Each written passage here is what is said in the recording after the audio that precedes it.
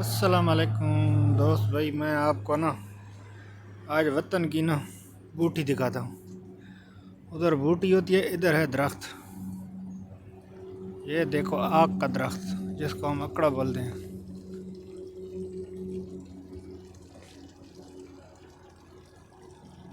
ये करीब से देख लो,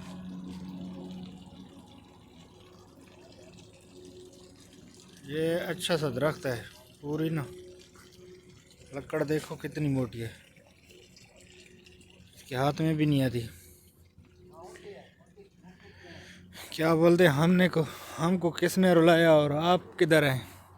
ये देखो पूरा बड़ा सा दरख्त है। ऐसी वीडियो, मज़ेदार वीडियो देखने के लिए बहुत शुक्रिया। ये भी देखो, ये छोटा है लेकिन ये भी आग का दरख्त है।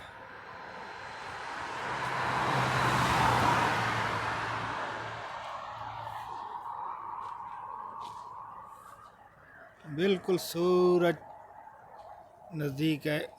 ओमान में ना अभी मगरिब होने वाला है।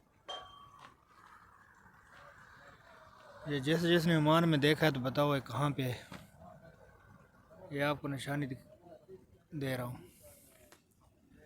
और सुनाओ, सब कैसे हो? ठीक हो? खैरियत है? ये होटल है, देखो होटल में ना कितना कीमती पौधा लगाया।